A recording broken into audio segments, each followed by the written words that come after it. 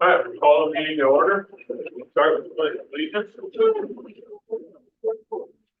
Pledge allegiance to the United States of America and to the republic for which it stands, one nation under God, indivisible, with liberty and justice for all.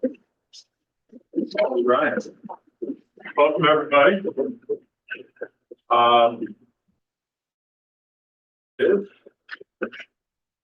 Okay. You guys. Yes, so in attendance today, we have some of our Scholastic Art Award winners.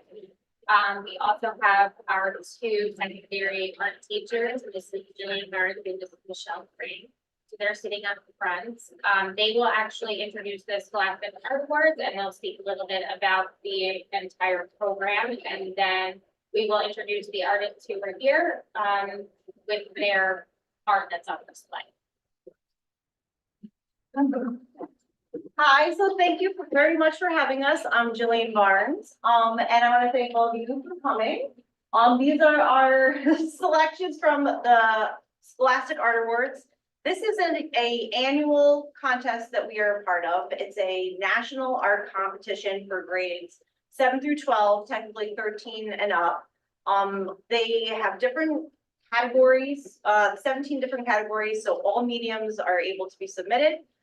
So I want to thank everybody for their submission process and going through that, which can be difficult sometimes, and for all their hard work that they put into their work this year. All their efforts in class have been absolutely awesome. So what they do is submit their pieces to Scholastic and they are selected for honorable mention, silver or gold keys. On the top of the pieces, you'll see the circles. Those are the ones that were selected for gold keys and silver keys. They are currently at New Paltz at the show. It was opened on Friday night. We had an opening reception and we had the show is up for a month. So what we did was make prints of those so that you can see them tonight. So those are the ones that were Scholastic. And I also wanted to just mention that the framed pieces and some of the sculptures are going to be going to Kent, which is this weekend as well. So we're going to be hanging the Kent show. It's a beautiful gallery in Kent, Connecticut. So that's for high school only, and those are the framed pieces will be going to Kent. I welcome you to also take one of our calendars for the art shows that we have for the remainder of this year. We have a couple of different times that you can come see the work. One is in the public library, some of the other ones for middle school and also high school, Spring Arts Festival. So we thank you guys for having us here to talk about our students. We thank you guys all for coming and being able to celebrate you. And say anything else? Like you said, most of it. It's a really great opportunity for the kids and to have their artwork exhibited at a college level like SUNY New Paltz and having that experience and being able to put on their resumes and things as they move forward in the future. So we're just happy for them and everybody that applied. So in the actual board agenda, you have a full list of all of the students who received some designation for their artwork, but in attendance, we have Ella Wilson. Lily. Oh, Lily Wilson. I was trying so hard intently to not do that, and I did. I'm sorry, Lily Wilson. And Kara Slaughter, and then we have Michael and Moses, both Guzman Enriquez. And then we have Brennan McGuire. So each of the students that are represented here has at least one piece over there. Some of the students did have more than one piece, so that's really amazing. And if you want to feel free to go ahead and peruse that, that would be great. And I know that Dr. Watkins wanted to get a picture of the students with their actual artwork. And just so you know, families, this will actually be featured in the Blazer Bulletin. So you'll actually have something coming home with all of the information about the artwork and the Scholastic art.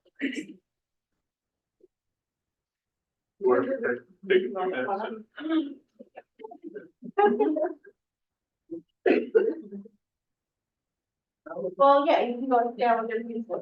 Yeah. Take a separate picture. Get out of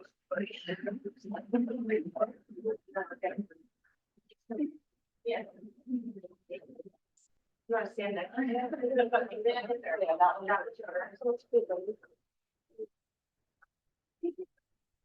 Yeah.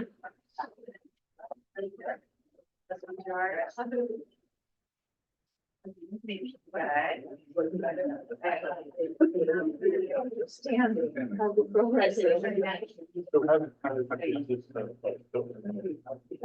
So I use a mix of Adobe Illustrator and Adobe Photoshop. We became and everyone's like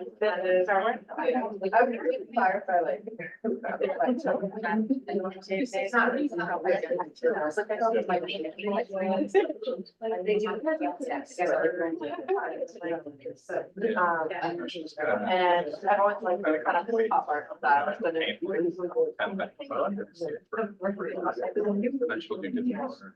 Yep.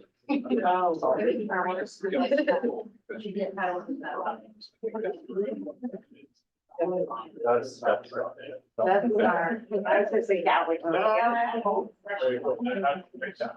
I just took a bunch of, random shapes on, Adobe Illustrator.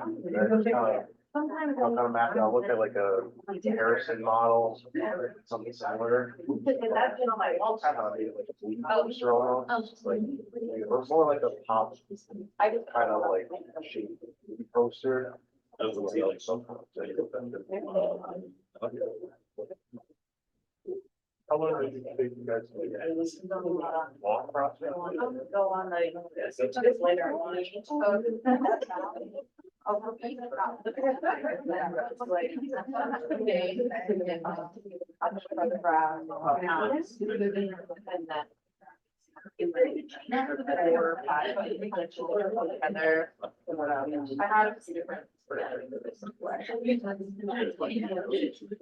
Yeah, it's really nice. So like, I like having Photoshop and Adobe. It's kind of nice. And it's nice that we get it like for free with our, like, that's really nice. It would have been much better to get it with it, but I have to choice.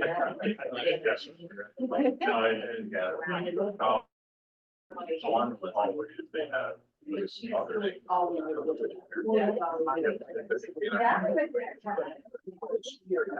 Yeah. No more And play. you're on your own. I'm hoping to hopefully, whatever job I go into, I will. Very cool. Can I get your computer with yours? Right.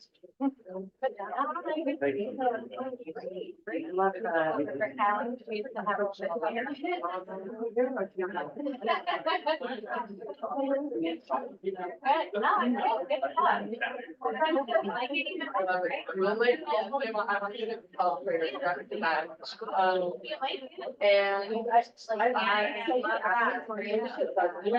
what I want to do, and I've always liked video games. But maybe I want to go into game development, work on like the user interface.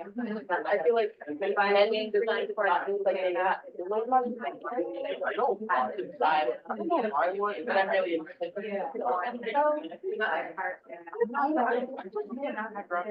So I would have like some of the time, I got, pretty close to it, it's nice, you know. It's also, it's nice to have. Yeah, that, I have my frustration.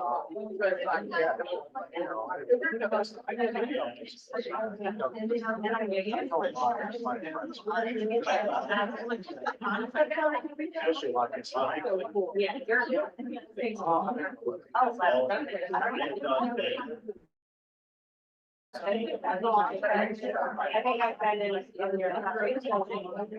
No, we've been going there for a while now.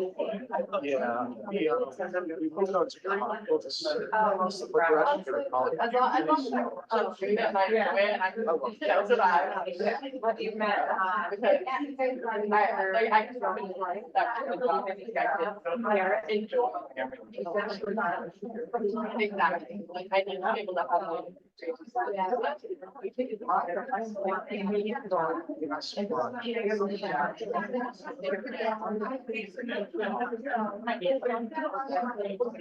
Actually, I haven't played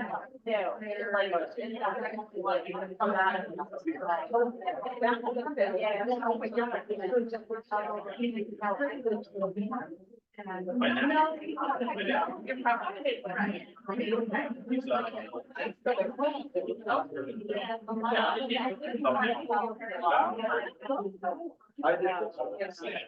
It's supposed to be like.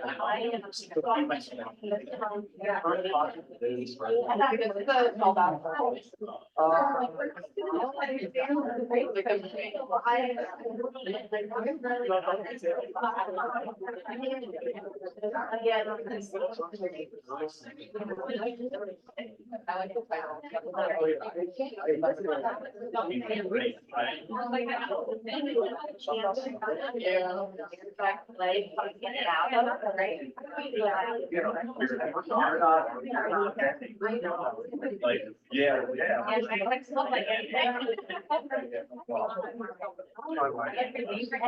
So.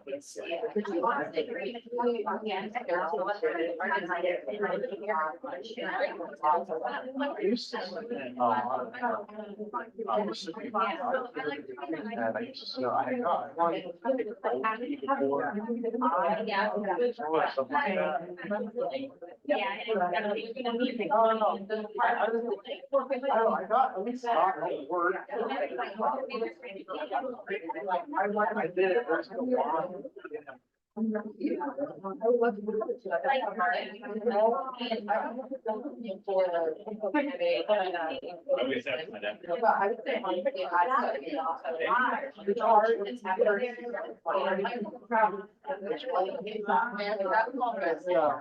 That's strong. Good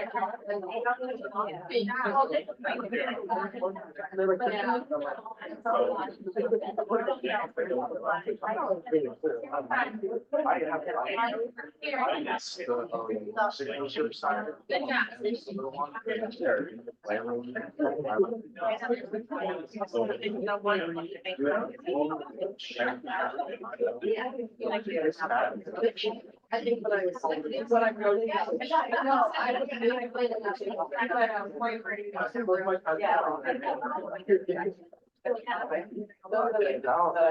I'm sour. I can play. So I want to be back. I'm gonna put it on there.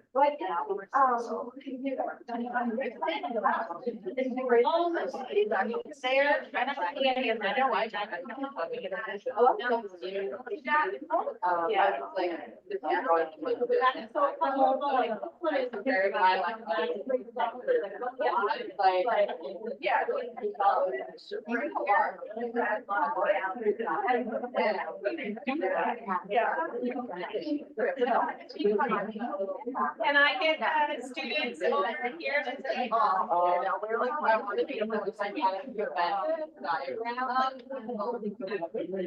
I like, this is the something that's the first one. It's the first launch in my class. So yeah, it took me like a month to do it. My sites. Yeah. Let's go. 1%. Let's make sure I can get it at 1% left. I love it. Congratulations, it's awesome. Thank you. Yeah. This is so fun. I want to read this whole thing.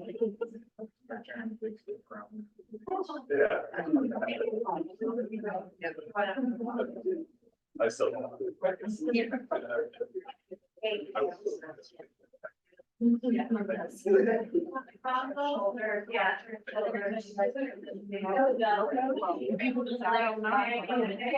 Yeah.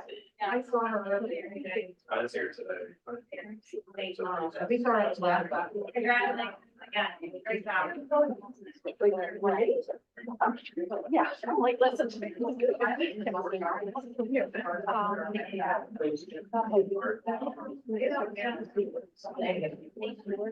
yeah. That. Thank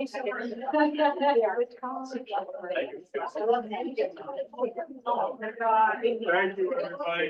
That was very nice.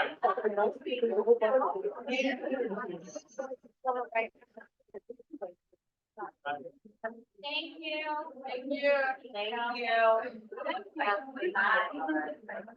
Good night. Thank you again. I know. All right. Something about 8. Yeah. But it's really close to the store. Yep. If you go past the store, on the right, there's like 1 or 2 streets and there's. So the big part over there. Yeah. Where the hell is that? All right, next is the consent agenda.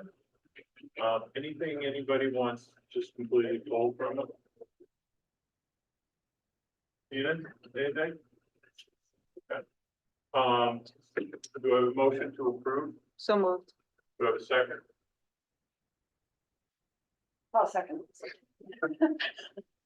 One more. Anything, any questions, comments, concerns?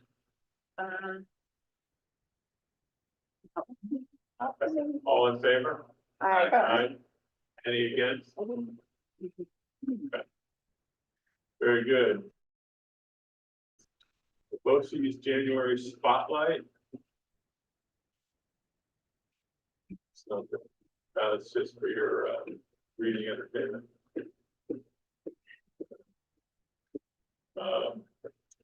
New business, do we have a motion to accept the donation from Stronghold System? So moved. Do I have a second? Oh, second. Questions or comments? Thank you so much. Thank you very much. All in favor? Aye. Any against? Donation, do I have a motion to accept the donation, excuse me, for, from the MEF? So moved. Do I have a second?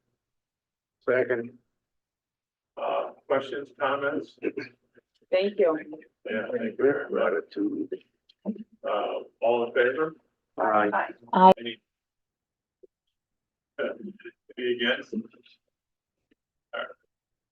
All right. Next is the bond refunding. Do I have a motion to accept? So moved. Do I have a second? Oh, second. Okay, Elliot, you wanna, is the, Sure, so the real short version of the story, there's tons of backup and board docs, but you're looking at the PDF document, page 4, just lays out the potential savings based on the last look they took a couple days ago, late last week. We would not make a move if the savings were not at least kind of where they're at, so we wanted to get the board to take action today. And we can strike when the iron is hottest for our benefit. Currently, we're looking at a average savings of around 10 to 12,000 per year. The total savings on refunding this bond is $116,897. And again, what that really means in very plain English is the districts took out loans from past projects, the largest portion of which was for building a high school. But whenever we've had capital work in the past that require bonding, we borrow the money, we issue it at a rate, the rates are more favorable for the district. Currently, when we call that bond, it's coming, the call date just passed, so we're able to call that bond and refinance our debt at a more favorable rate that would save us over $100,000. Some estimates when we first started looking at this were closer to 200, so our financial advisors are keeping a very close eye. If things get better, then they'll hold off. But if they're projecting that it's not going to get as good as it is today, then they're going to strike as soon as we. okay. Right. Any questions or comments? All in favor? Aye. Any against?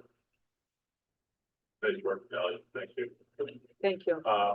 Do we have a motion to approve the varsity soccer merger with Weaver? Oh, softball, sorry. Yep. So moved. I'll second. I think we need to talk about this one. Yeah, so I had some information, so when we have a merger, such as this, you know, it depends on a couple of different factors. It depends on whether we're the host school or if we're the school that is participating at another site. In this case, Weaver being the host school. We've merged sports before for Weaver, and we were able to split transportation costs at that time just due to Weaver scheduling already having a bus down here. In looking at the transportation costs or the projected transportation costs for this particular merger, I just feel as though we need to be aware of what this cost looks like. We have right now about 4 to 6 students, 6 being the maximum. 2 of them not so sure they want to participate, so 4 students potentially, who would be interested in this.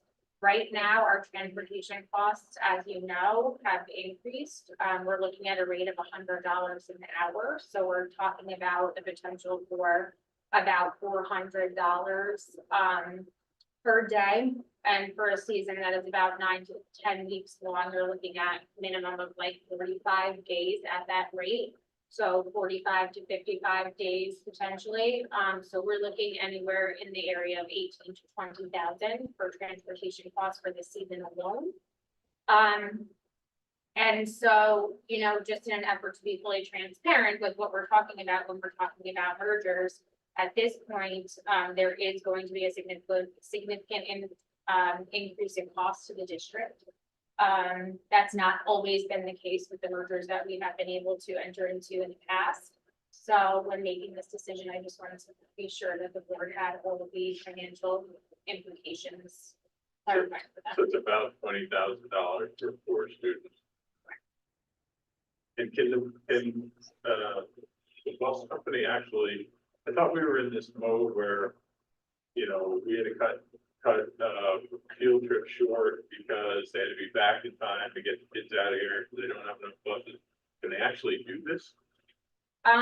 Well, they're in a better position with drivers at this point, so they believe that, yes, they can actually do these charter trips. That was something we checked on because it has been a problem in the past. So right now, what we're really making you aware of is the potential costs. Carolyn, we did have a team, in all fairness, if we had to staff that cost, because they'd have a big game, right? So it would be roughly 8 to 10,000, because when you're talking about a away game, we're talking about $600 to $800 for an away trip. But obviously it's not every day of the season, so that's sort of like the differentiating factor there. So it would probably be closer to like $8,000 to $10,000, including the officials and whatnot. Also. Did we have a team last year? We did, okay. What does JV and modified look like in Southwell? I mean, if this is a matter of 4 kids this year, but the JV team or the modified team is 30 kids, so next year we'll actually, you know, have a ton of kids ready to play. I hate to. Yeah, so that's hard to know because the family ID sign up actually start mid-February. So next week they'll actually be starting the official signups for these students.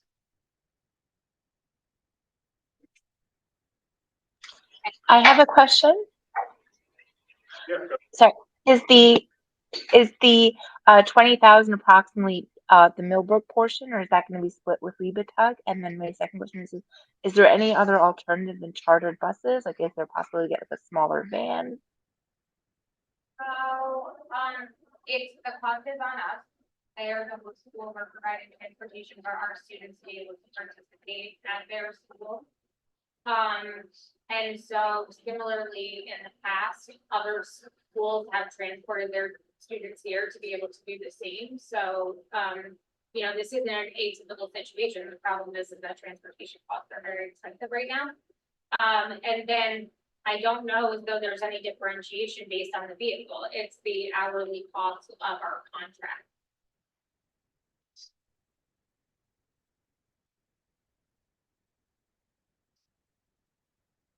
really, we're talking about $10,000 extra to run this. Whether it's going to be whether it's 4 or 6. Well, or right? Like Right, we don't really know how this plays out. And part of the problem is that due to the timing, because this involves, you know, approval from the section, approval from our Board of Education, and then approval from the Webatug's Board of Education, we actually have to make those decisions before we know how many students even officially and formally sign up in Family ID for a participation. Majority, if not all, are seniors. They're upperclassmen. Also. And are we allowed to go outside of the contract that we have with the bus company to look at other options, or do we have to stick with Yeah, I'm not sure about exclusivity, but I don't know. To be I mean, honest. it might even be more expensive, I don't know, but I was just wondering if we were like, if that was a mandatory thing. Yeah, and so really the discussions, come down to, are there other options? There are, right? We could look at our policies and we could say, well, you know what, if we're gonna have merged sports because there's just not enough interest here, but we're gonna permit our students to play elsewhere. There are some districts that don't provide transportation, right? But, then you're relying on the fact that a parent or someone would have to transport kids. And that can just become another barrier to participation anyway. I mean, so that's kind of the very big challenge, right? Is that if we do it, we provide transportation to all other on-campus activities, et cetera. And so once we transport them out there, we have to transport them home. So there's not even an option of saying that, your parent has to go get you. So really, we're stuck in a situation where it's either we do the merger with transportation, or we don't do the merger, right? Because we can't necessarily assume that every child has a parent who can transfer Right. them. Yeah, there's something. I don't think that's great because we do have a JV team as well. Yes, we did, but again, I don't know, how many students have signed up for that officially yet. Because we haven't done that until February 12th. I could help and ensure that we do have a team, at least make it one team versus splitting into that. You mean that, like, basically as the JV kids, not combined with Weems Tech, as the JV kids go off and play varsity? Yeah, or vice versa, if there's only a few that are going down. I hate to see a senior that has a future ahead of him playing softball, not get that chance. But at least we have a team that. I don't know how everybody feels, but let's do this one at a time. Howard?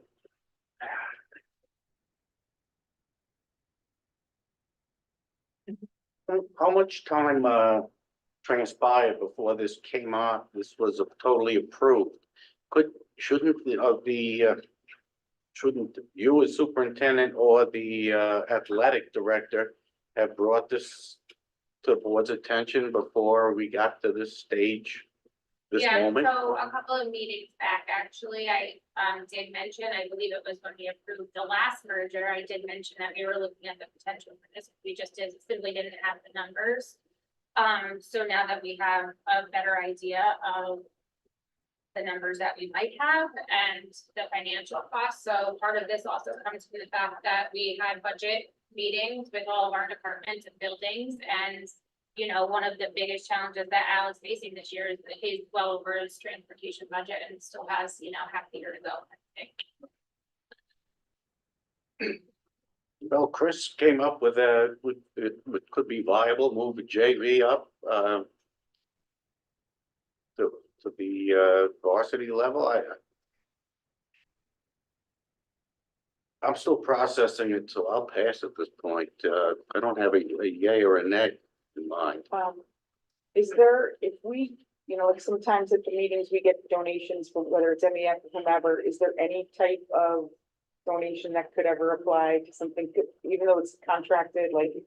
Yeah, so unfortunately, some of our most generous community partners, donors, actually in their bylaws can't pay for transportation. Okay. So that actually is a barrier for some of it for liability reasons. Yep. So, I'm not even.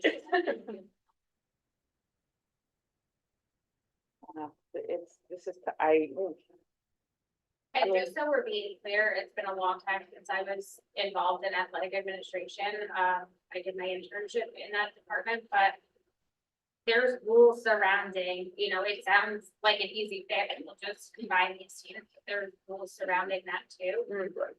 So, I can't sit here and say publicly that if we don't have this opportunity for these kiddos, that they can just play in a JV team, or that the JV kiddos could move up to varsity or anything like that. There's You're all right. sorts of, physical assessments and stuff for students who are underage playing up at a higher level. There's also parameters around older students playing down at the JV level. So I don't want to speak to that without Al and or Rick, because Rick also knows all that stuff, without them here, so I can't promise them either. I'm gonna say yes, just because I don't wanna say no. This is tough. I feel like I need a lot more information. Yeah. When would we, do we have time to wait until next, I just really wish Rick and or Al were in.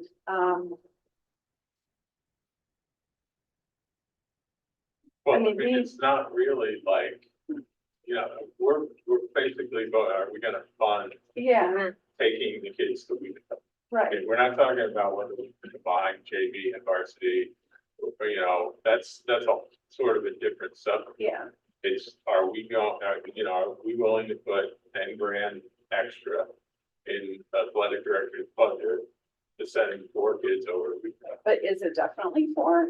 You mentioned that family ID, We could have 6. I mean, right, And or it could be 2, Right, this will be regardless of how many. yes. Yeah. And you're also saying 10,000, maybe, I mean, again, there's nothing written in paper that you're presenting the board with. You're giving us maybe this figure, around this figure. Something of Well, this and magnitude that's- should have been broken down where this costs this costs this. That's what I would like to see, and before it just gets thrown up, yes or no. So we actually know a dollar figure, and for the public to see exactly if we pass it, the exact cost, because otherwise, well, maybe more than 10,000, maybe less, we don't have exact figures. But you do have the exact figure on the 18,000, right? I mean, $100 an hour, it's 4 hours, I mean, the Right, basic math and there. I mean, I convoluted it a little bit saying we would have had expenses otherwise, that's where the 10's coming in, but it's, right. I mean, Right, that has a big- and that figure comes from, you know, could there be a practice canceled here and there? Sure, right? I mean, that could happen, but we went out for the max number of weeks that the season could sustain. We talk about the 4 hours to transport them there, sit and wait, come back. And that is about 4 hours a day. And so that would be the length of time that they would be practicing, and if you use that $100 an hour, you know, multiplied by the potential number of trips, that's the maximum potential cost.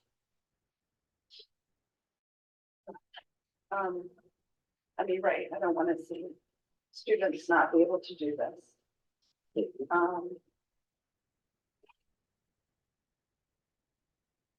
I will say yes, however, I wanna be very clear if there's instances in which we're going to fund, you know, $10,000 and there's only 2 children. I wanna make sure we're being fair across all departments.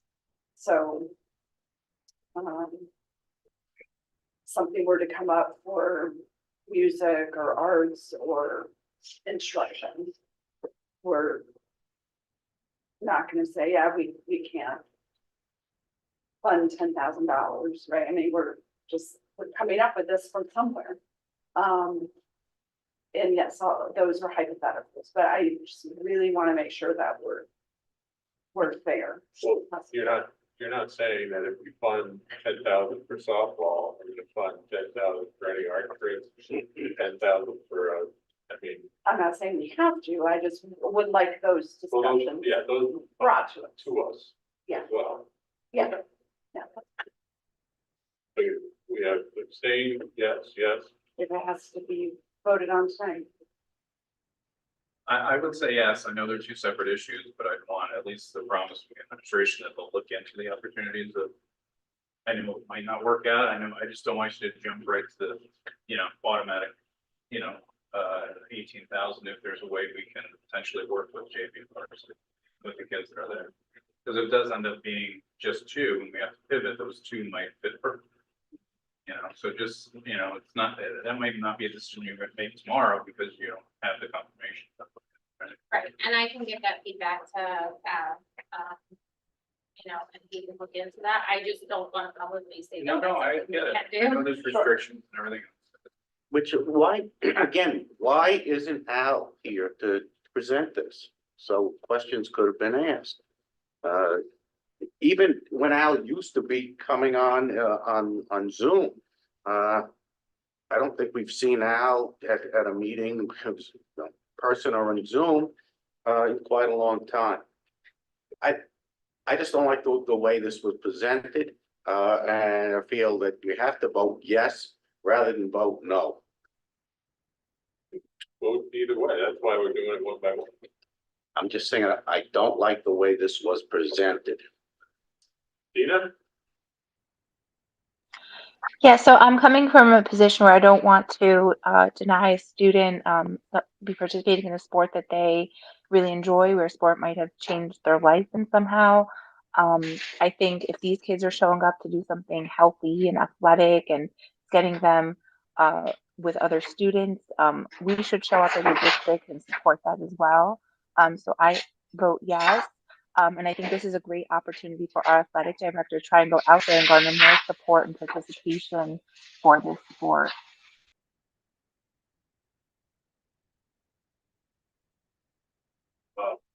I didn't abstain, I passed. Passed means I was listening. I said I didn't. Okay. You called me first. I didn't have a decision at that time. I now have a decision. Well, we're not voting officially, so No, does we're it matter? Yeah. Oh, she Oh, voted yes. you're doing, She oh, voted you're yes. doing a She voted- poll. Yeah. You didn't say you were polling on a vote. Yeah. Okay, She voted yes. Yes, then yes. I vote yes. Okay.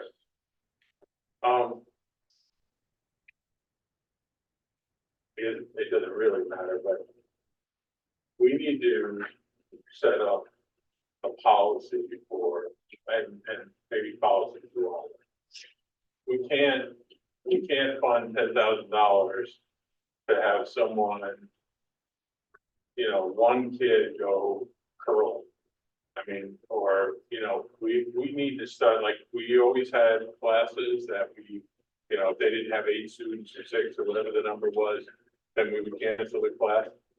I think we need to set up an official, if there's not more than 2 kids, if there's not more than 4 kids, we're not merging the process, we're not splitting the traffic. If it's, if there's, it would kind of be the same thing, if we have 4 kids or 5 kids, we can't have we can have a basketball team, but we can't have a baseball team. I think we need to do that next, because I don't want to set the precedent that we're just gonna fund everything, because we can't. I mean, so I think as an offshoot of this, we need to really take a hard look at,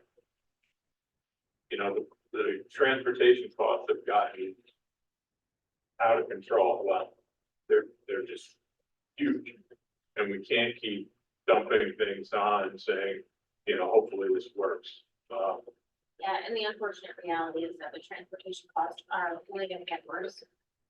Until we get our electric bill. Sorry.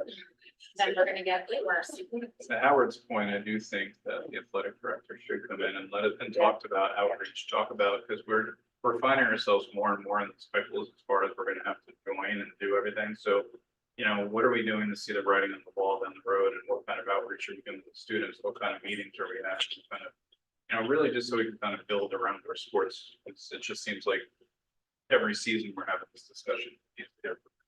Yeah.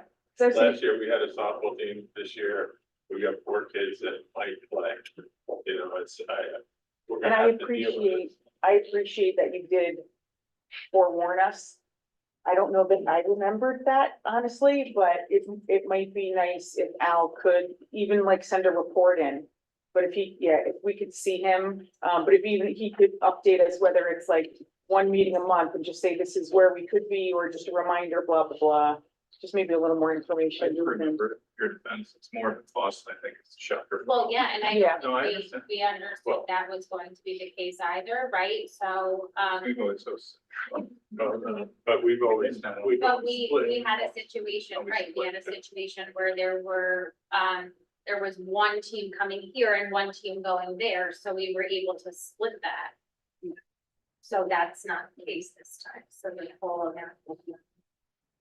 Okay, so for this one, I'll vote yes, but like I said, I really want to see us, we need to tighten up the rules, and that's one of the things Al can start to look at is what are the right levels, you know, go down through the list of sports that we support.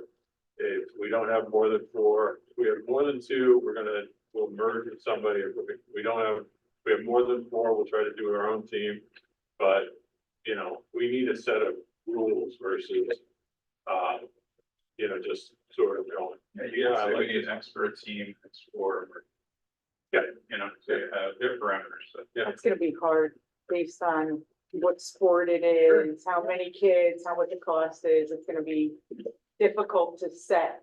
You know, and then are we gonna have an exception because instead of 4, we have 3 and, you know. Yeah, we just need to, it's gotta be something. Yeah, yeah. Judging, it's not. But what I really want. but the way the system's set up, you don't know officially how many people you have Yeah, until after we.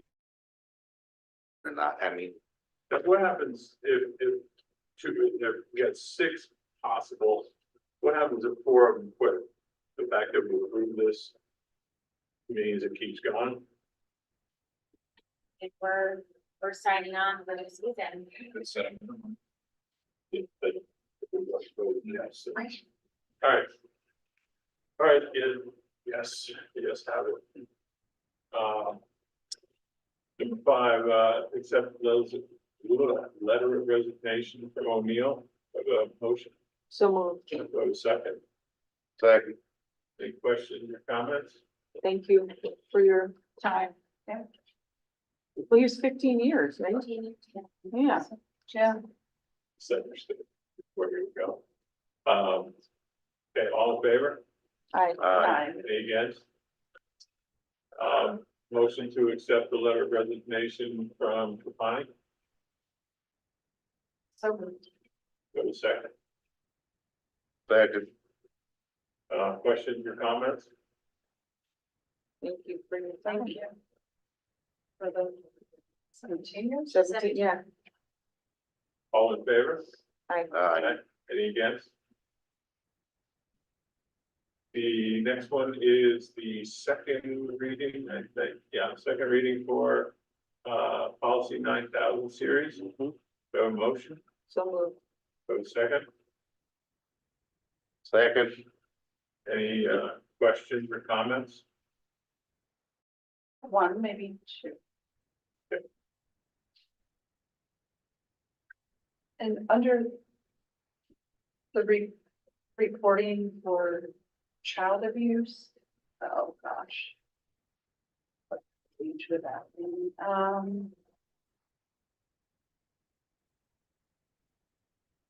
I think it's 9620. Policy. Those were mandated. 60. 260. 90, sorry. Yes. It states teachers, does that include substitutes? I'm sorry, It is 96. It is I said 96. 9620. Yeah, 92. it's like page 30, Oh, 9620, page 3rd. maybe 22. I think for me, it's page 22. Really? Hold on, wait, 22. 22 is where it starts. yeah. 22 is where it right. starts. Required reporters. Yes, yes. So I'm just wondering, I went through that list, and I was wondering if, substitute teachers and like coaches that aren't maybe already employed by the district, are they also? So that's a great question. One of the reasons that these people are listed here is because they're certificated employees, and certificated employees are required by law. Right. I don't actually know the legal. I was thinking of non-certified subs. Yeah, I actually don't know the legality of that. That doesn't fall under one of those last. I know, it really, So I mean, it does say in the last line, right, that any staff whose duty to develop direct contact with students who's paid by the school district or contracted, so. I see that, but that was a confusing bullet to me, the way it was worded, because then it says, or contracted to provide transportation services. So I wasn't sure if it was anyone involving direct student contact. And then the second part, those two needed to be separated. And anyway, I guess my question is more just about in practice, right? If they're not mandated reporters, do they receive any type of training on So or they code of do. conduct or abuse and Yep, neglect? they do. Mhm. Annually, everyone employed by the school district does receive annual refresher trainer. Oh, so even if it's a non-certified sub? Mhm. Yeah, and I would, so, it used to be in the past, many years ago, that as long as there was one report, you were generally covered, but the law has since changed. So anybody who is aware of it is supposed to make the report. So generally speaking, if I had a teacher come to me as, you know, the building principal, it is no longer where the school administrator can call it in on that person's behalf. So you actually have to register the report.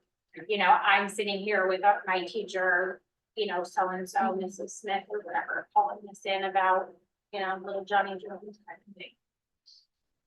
So the law has changed and requires actually more reporting.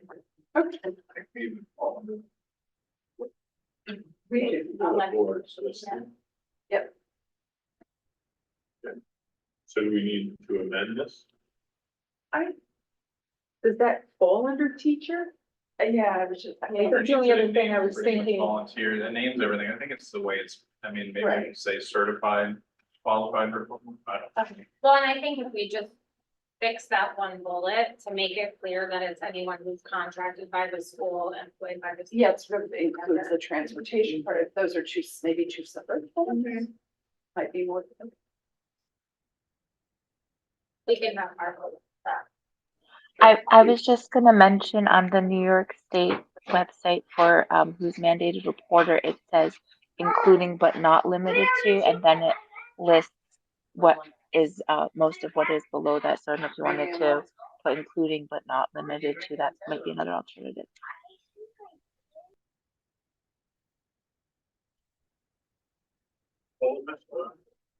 Updated or, you know, prove it with the changes described, but it sounds like we need Margot to look first, right? Like Deanna said, you know what, included but not limited to is the legal term for saying others are included, but the question then is, do you want it to actually read that way or leave it in that legal ambiguous, I mean, uh, it goes all the way language. down to naming volunteers. like, So, I mean, And like teachers could cover a substitute teacher. yeah, and even the definition of employee basically says anybody that's paid by the school district Right, or volunteers. I mean, you know, I think it's we good. okay for me, more of a, you know, in practice, where We're good. if somebody can let it go, you vote on it. Any other questions, comments? All in favor? Aye. Any again?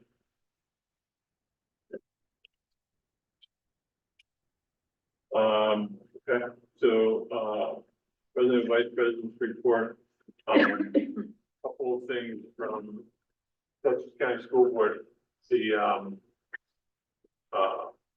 I guess we'll talk more later about our governor's,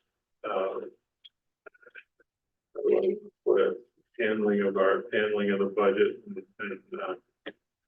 the amount of money that certain districts, have been penalized, I guess you would say. The BOCES election is coming up.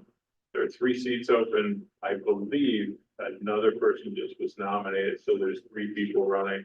I don't remember her name, but I asked Cheryl to get a hold of Kelly, find out about that.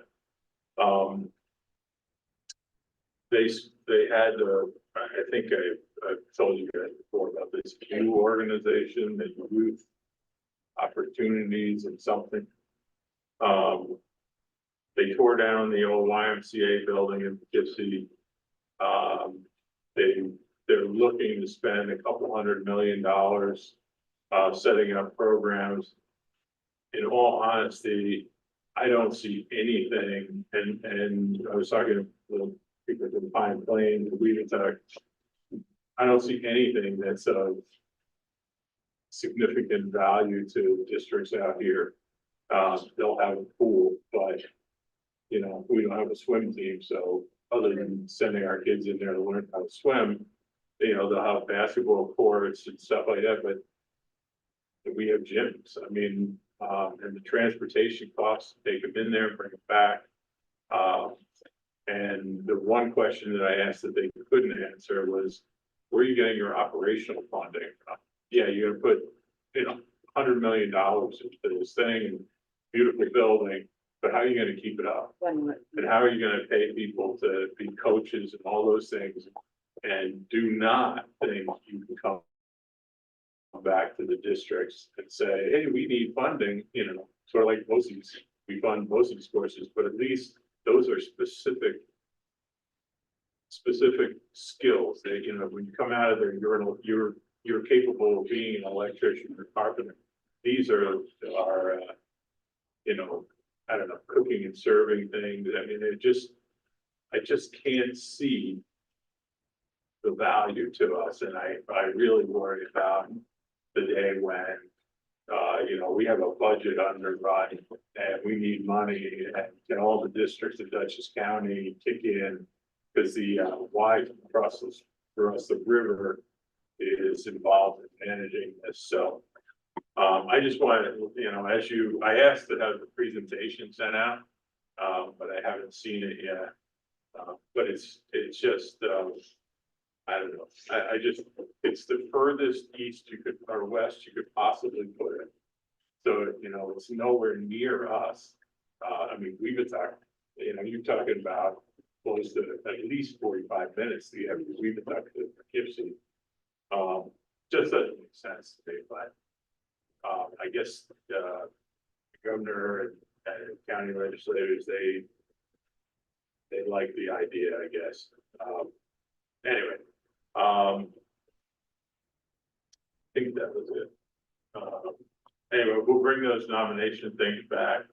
And hopefully we can take care of that. And yeah, that was it. It was just the you. Chris, do you have anything? No, you wouldn't. All right. Caroline? So, thank you.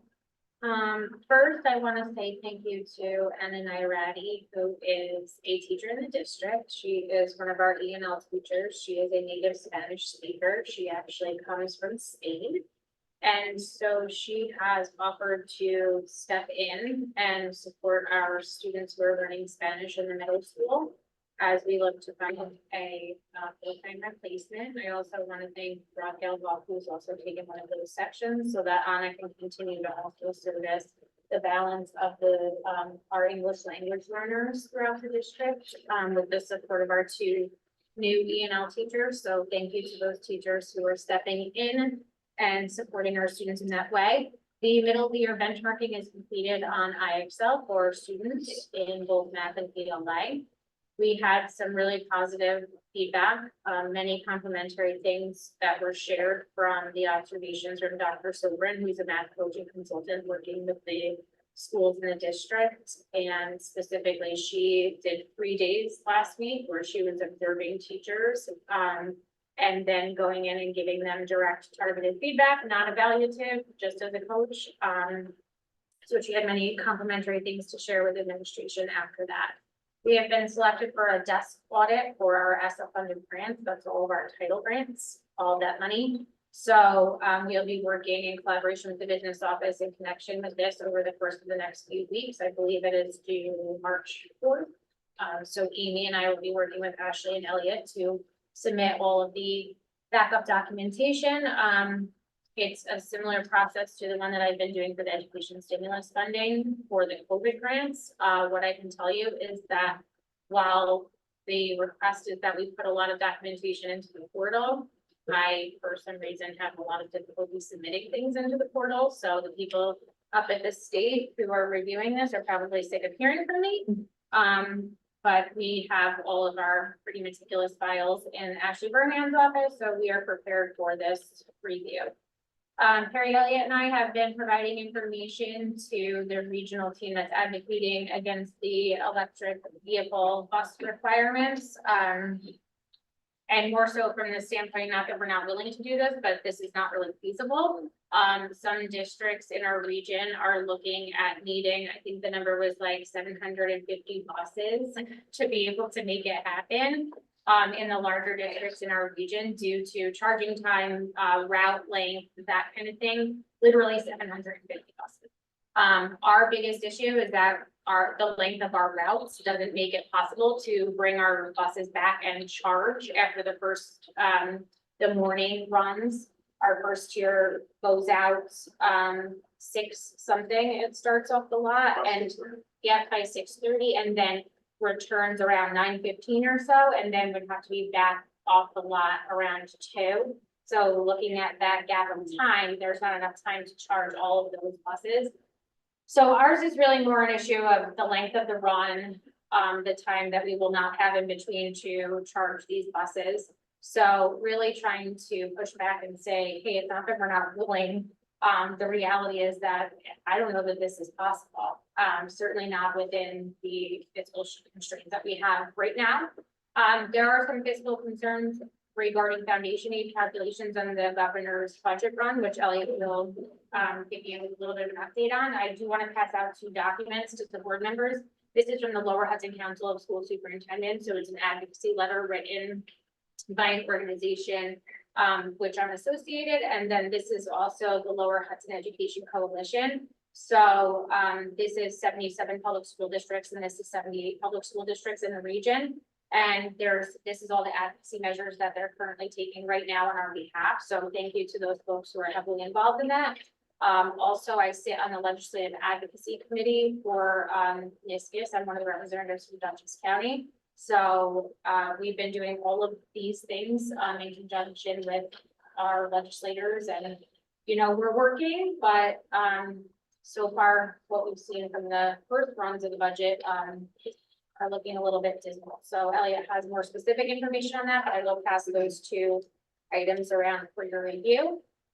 Yesterday, Steve Cabello and I presented a advanced start assessment. So we appreciate the ongoing partnership from the Northern Westchester Regional Safety Team. And as I mentioned before, I'm really proud of our district being out in front on some of these safety efforts. And, you know, it's always very reassuring when we meet with other districts that are, you know, they're coming along in the efforts, but they're not quite where we are with some of our systems and protocols that we have in place. So I'm really proud of that.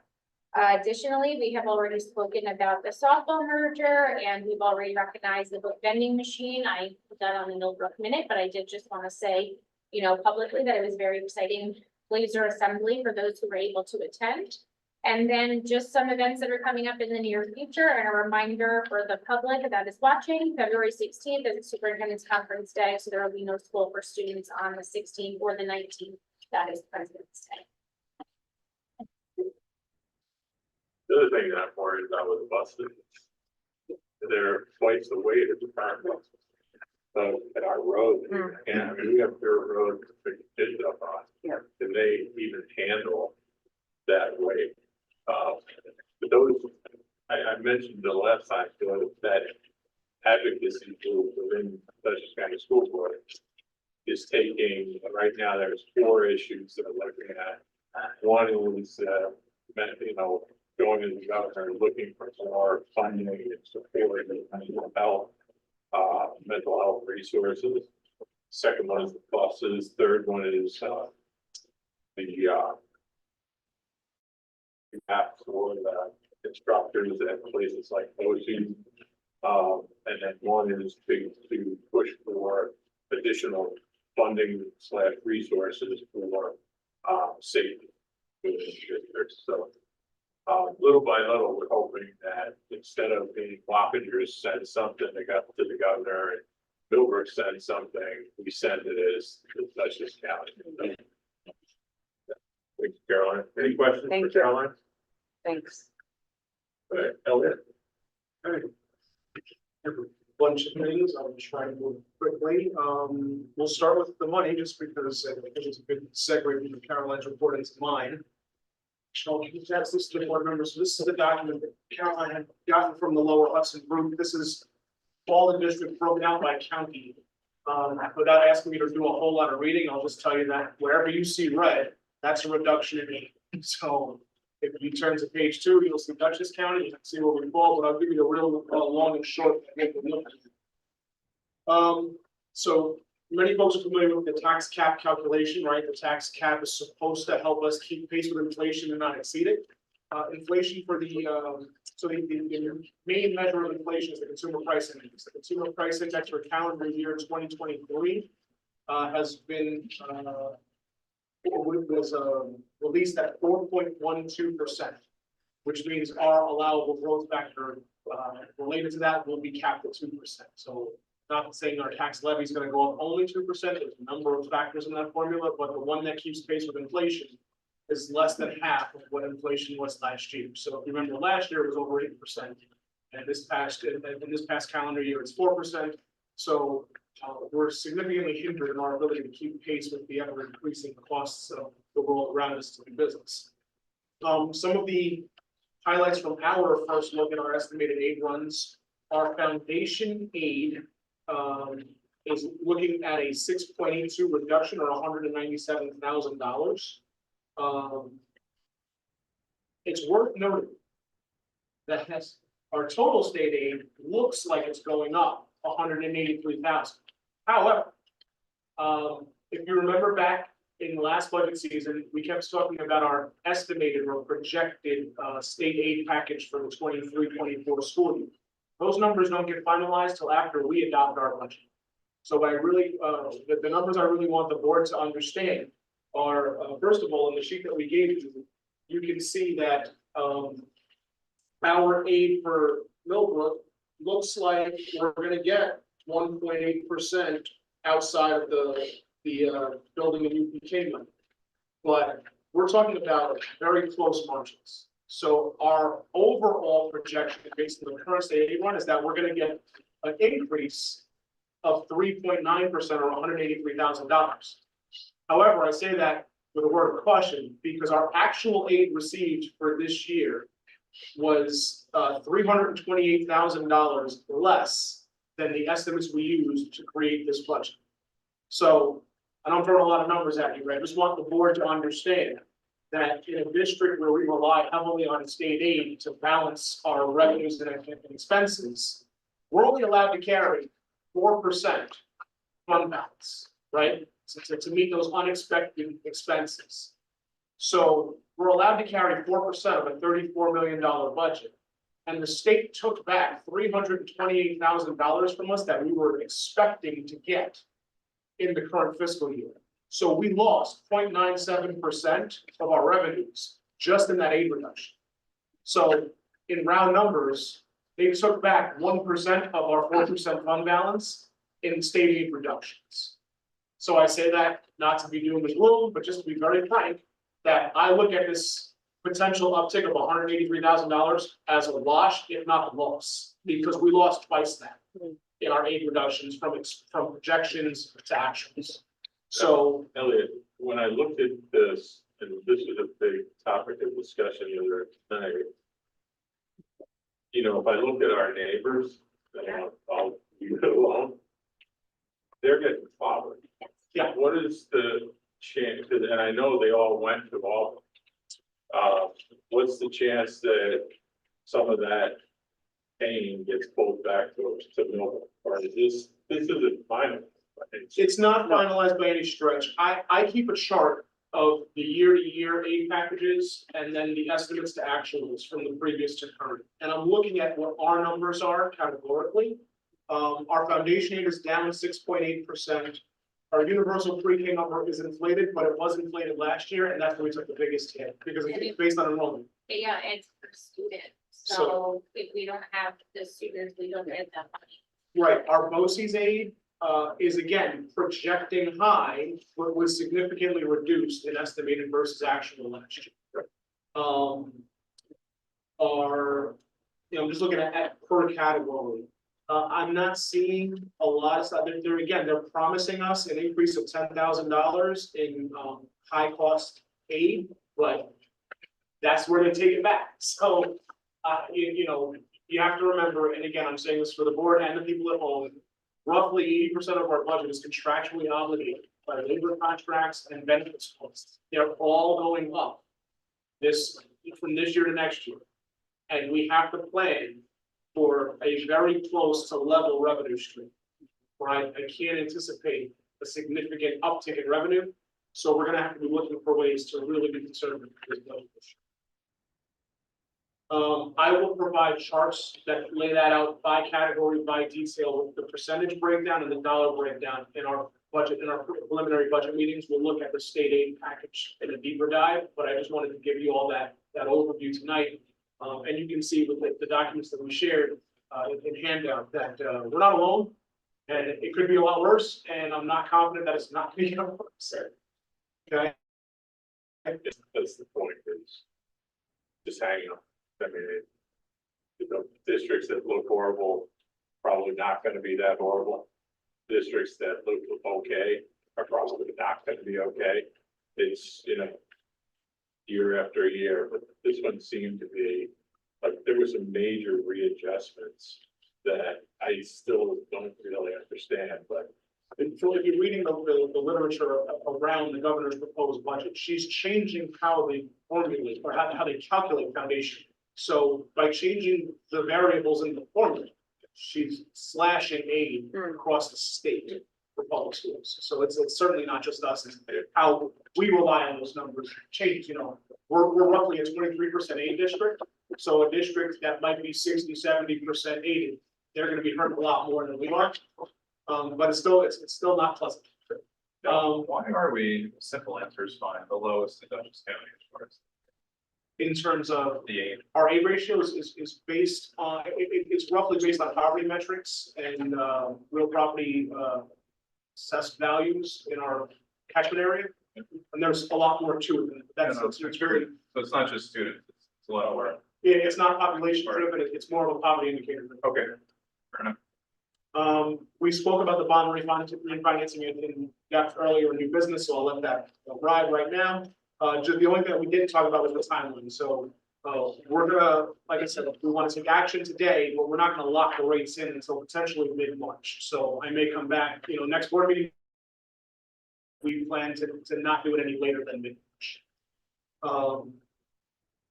Personnel, I just want to say publicly, we are still in need of a Spanish teacher, a vocal teacher, for secondary music, as well as food service helpers and substitutes. So if anybody's looking to join our team, please look on our website for information on those positions. From the facilities side, we did upgrade our fence around the basketball area just outside of this cafeteria to allow vehicles to enter and exit. It's closed and it can be locked, but we wanted to open up that gate so that if we ever need to create an overflow parking area for any event or any reason or any emergency, we have additional paved space that we can park vehicles on if needed. So that was an upgrade there. We are also looking to upgrade the hardware for our enunciation systems for lockdowns and safety drills. So that's something else the facilities team is working on.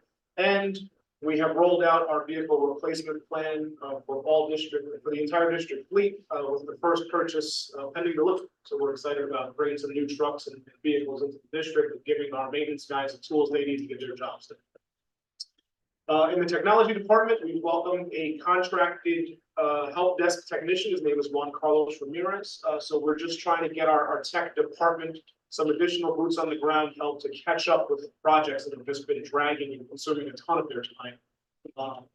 We're hopeful that Juan Carlos can help really make a dent in our backlog of work in the tech department.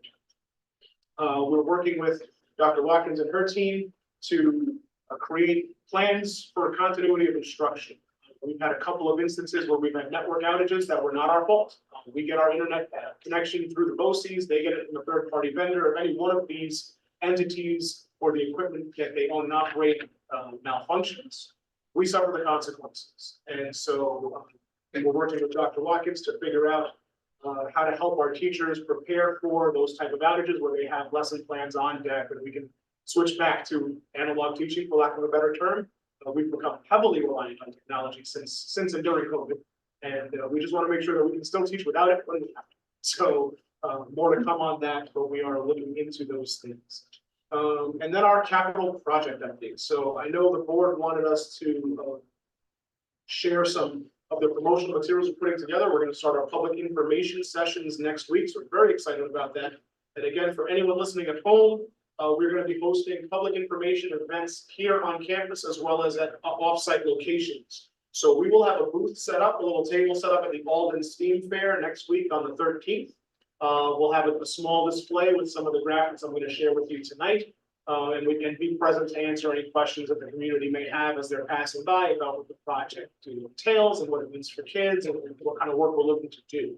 We're going to have a formal presentation at Upton Lake Christian Academy's Gymnasium on February 15th at 5:30 p.m. And again, we're just trying to go to where our people are. So we're going to go out to Upton Lake and present, a more formal slide deck, something very similar to what the board has seen in public session, with the nuts and bolts descriptions of the different propositions, some graphics to show what that could look like in practical application, as well as the potential financial impact to our taxpayers. So we want to be able to bring that information out to the community. And our first stop on that tour will be at Upton Lake Christian Academy. We will be presenting here on campus on February 20th at the high school auditorium, again at 5:30.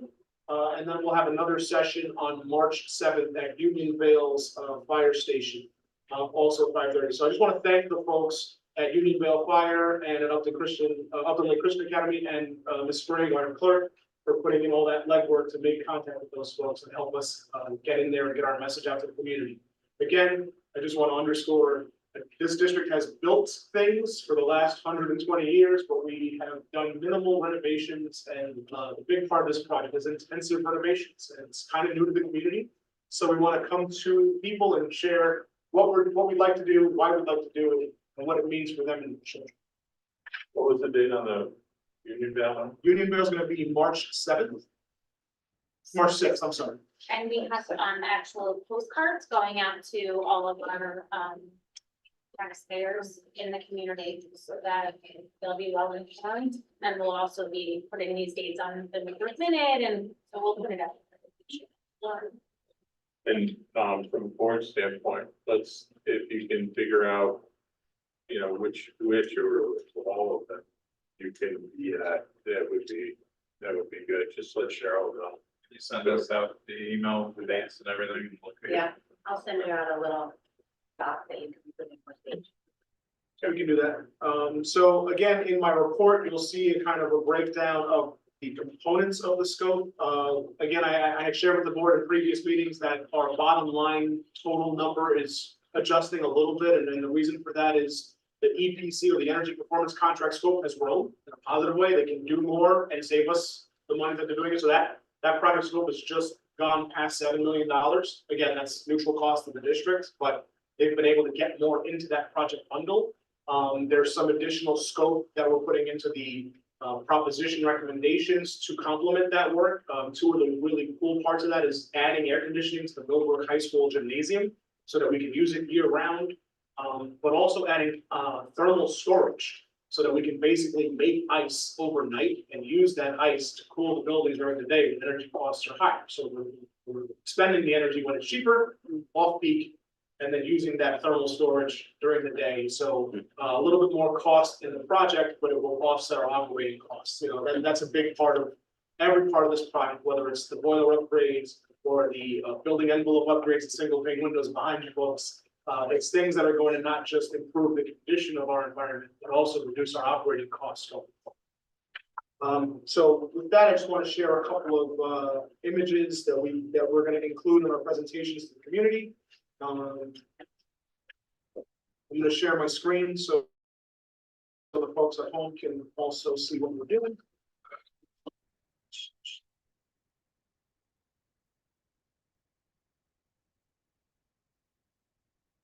Nina, can you see that?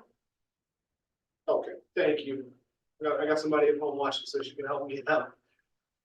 So this is a mock-up of the upgrades, and you can see here the existing conditions of Millbrook Middle School and the spines that connect our three tiers. And the larger image is the blue highlights what those enlarged vestibules and transition spaces would look like to accommodate the elevators and upgraded stairwells for the transition between the upper and lower levels.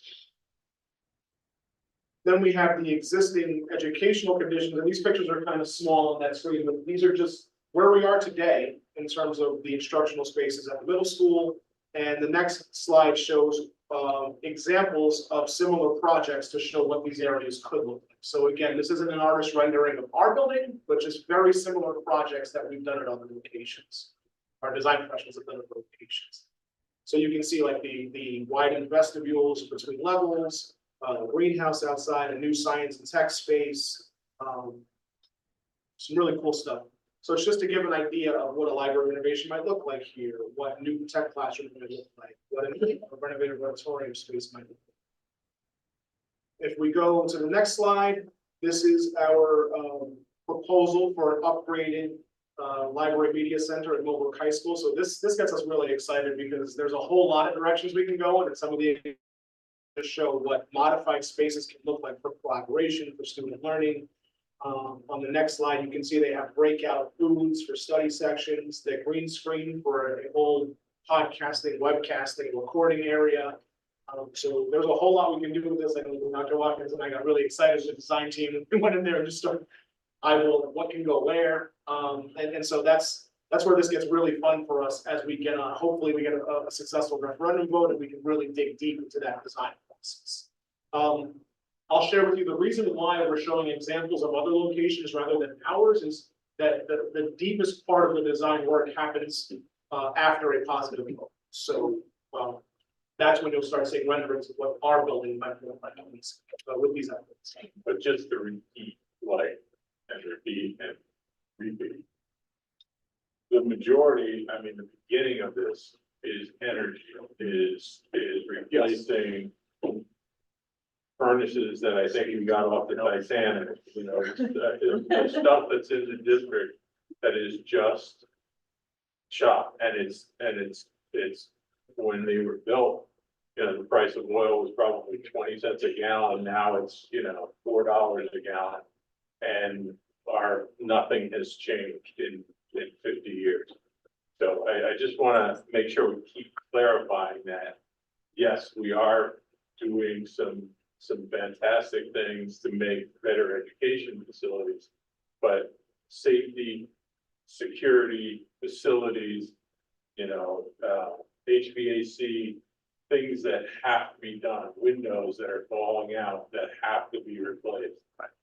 Whether you're talking about keeping cold air out or keeping people out. These are things that must take place. Or that's what we go. And this is a lot of that, Mary, so thank you for that clarification. So this is the updated energy performance contract scope. You can see exactly what Mr. Hartsman was talking about. We're talking about upgrading the lighting, installing high efficiency boilers to better heat our buildings, upgrading our energy management system. So you're bringing in all this new HVAC equipment. If you can't control it, it's wasteful and it's not effective. Building envelope improvements, again, single pane windows, original to this building that was built in 1960. Probably not the best in terms of thermal quality or insulation. Water conservation and a 500 kilowatt solar array will improve this building. So we're going to be able to, you know, as we said before, right, everything that we're doing, better insulation means we don't waste heat. Cogeneration means we're making our own electricity. So we're very excited to be able to be at the forefront of this industry movement towards sustainability. Yeah, I'm sure we addressed this, but we're pretty much gonna consume 100% of the solar that we capture, right? Expectation wise, because we're not gonna. So right now that's what the engineers are figuring out if we'll fully consume it. It depends on obviously how much we actually can collect, but we're looking at being able to sell it back to the grid or storage solution. So there's options, right? So that's still an option of selling back to the grid. I heard it was, but. I have to talk to them about how they can figure it, because some, you know, there's other things we can look at too, like some places look at big, large scale batteries in lieu of having backup generators. They put batteries in that store the solar energy and can reuse it. So I don't know, we're at a place where we can commit one way or the other then. No, that's perfect. No worries. But you can see, that these are calculated with a simple 16-year payback, but that's $7.5 million of work that's going to come out of money we've already spent. So that's really exciting to think that we can do those kind of upgrades and then use our capital reserves and use our cash and then borrow a little bit of money to complement this work to really change how every single building in the district breathes and functions and insulates. And what's really, really cool about this program, well, I'll stop here for a second just because this shows you some of the sustainable savings. And one of our commitments in our new strategic plan is sustainability. So you can see here, by implementing these measures, it's going to be as if we're taking 277 cars off the road for a year, not consuming $140,000 of fuel. So we're going to be presenting a lot of these statistics at these public forums. People can sit and read the numbers and understand it. We're going to post on the website so people can see it. But I just wanted to give the board a snapshot of the kind of things we're going to share out at these meetings. So yeah, I mean, there's a ton of upside, not just for the district, but for the environment. And what I really like about this program too, and I wanted to get to their instructional plan is our vendor partners for the energy performance contract is Trane Technologies, and they have an entire complement of STEM and technical education that goes along with this program. So you'll permit me to just share one more time. I'm actually not going full screen so I can make it bigger. And again, we're going to do a deeper dive into some of this stuff in our public information sessions, but this is just an example. They have the BTU crew, which is a curriculum from elementary through high school for energy conservation and STEAM. So this is where we can, in our classroom displays, bring up a dashboard to show exactly how much energy we're harvesting in our solar array at that moment on that day. How much we've collected over time, what our energy reductions have been. We can share these dashboards with our students. I know industry professionals spend thousands of dollars to get educated in this realm, and our kids are going to be able to have access to this information just as part of our project. So that to me is huge.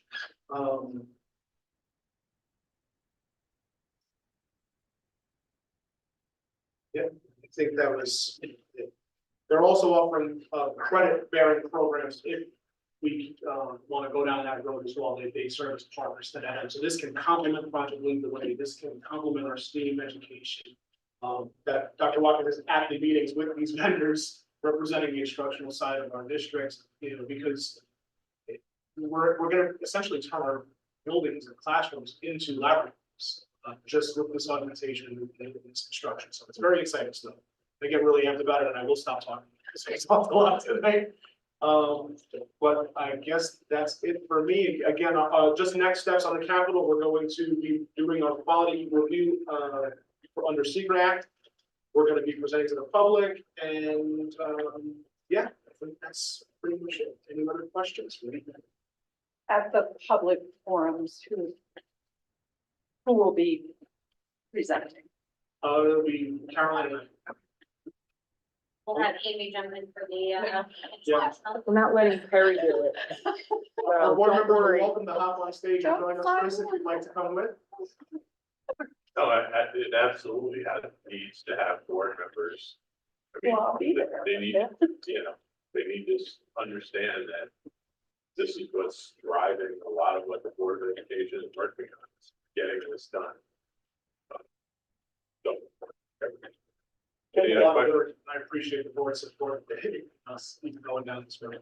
We love your enthusiasm about that. Thanks, I get really excited. All right, any other questions for Elliot? Maybe? Sure, so I know some of these have been mentioned, so you have my report, I'll just dig a little bit deeper. So the communication specialist, I always like to highlight, if you haven't seen social media, we are doing regular posts of things. It may not end up in the weekly Blazer bulletin, so they are social media stories, so they are coming up on the social media pages. But in addition, Laura has been working on the front page of our website. It's in the background right now until she makes it go live, but that should be coming within the next 2 weeks. So it'll be easier for the communication where the still photos are in the middle of the page. Those are going to be clickable to each of the buildings, district, board of ed, and go to each of the principals' newsletters, so parents don't have to search for those. So I'm excited about that. It'll also have a subsection for all these feature articles that she is putting together each week in the Blazer Bulletin, where you can quickly access each of those articles through the website that was created. I know Ms. Wolfberg is going to be talking about on semi, and that's also something that will be highlighted in social media as well. And we talked about Dr. Sobrin, our February 16th, Dr. Sobrin will be coming back for K through 5 for our superintendent's conference day, digging deep into mathematics with our teachers.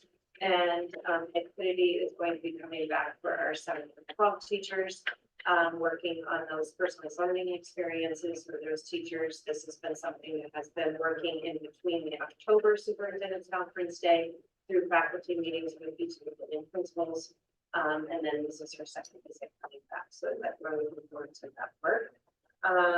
In addition, we, all of the administrative team, recently sat for GR Inclusive, which is just reviewing, all the training at some point in your career. It's hard, when you have been in education as long as me, to make assumptions that this has been something that's gone over. So it's always good to revisit, make sure we're doing, some temperature checking on where everybody is and our understanding of the teaching models that we have. And really looking for how we're teaching our teachers. Everyone is working really hard, but we always want to make sure we're doing what's best and most efficient for our learners. So we're excited to have that continue. So we have some really good things coming up in the next month for help with all the consultants that will be coming. Any questions? Thank you. Yeah, any questions? Great. Thank you. Thank you. All right, hi, everybody. So as you can see, my board report is pretty dense. I tried to make it as thorough as possible, so I can just highlight some key things that have been going on regarding student services. You'll see updates on school counseling, our council on addiction prevention education program, SEL, upcoming events, and ongoing professional development that I'm attending. But I really do want to highlight some recent upcoming events happening in student services. A huge thank you to onsemi who participated in Lunch and Learn at Millbrook Middle School and Millbrook High School. They were here for Millbrook High School on Friday, February 2nd, and today for middle school students. And they presented on topics surrounding science, technology, engineering, and math. And students participated by asking questions surrounding these topic areas and also discussing post-secondary opportunities regarding engineering. And we really look forward to them joining our college and career fair that is tentatively occurring on April 9th. So stay tuned for more information on that. I'd also like to highlight that I applied for a grant with community relations to fund a Hudson River Maritime Museums program. We were awarded the grant, and this is specifically tailored specifically for 4th grade students. And the program is designed to align with the New York State Social Studies curriculum and educational goals. This opportunity is very unique for students because they can deepen their understanding with our living environment, with history, and then the importance of stewardship. So they'll be here for a 45-minute program for all the students 4th grade in March, and then they will attend the experience of the trip in May. So that's really exciting for them. And then on Friday, we have our electives fair that will occur at the high school, and teachers and counselors and Mr. Syke will present to students a short assembly on the course offerings for 24-25 school year. you can read all the other updates regarding student services in my, write-up, but if you have questions, I'm happy to answer them. Any questions? Thank you. Thank you. Cool. Thank you.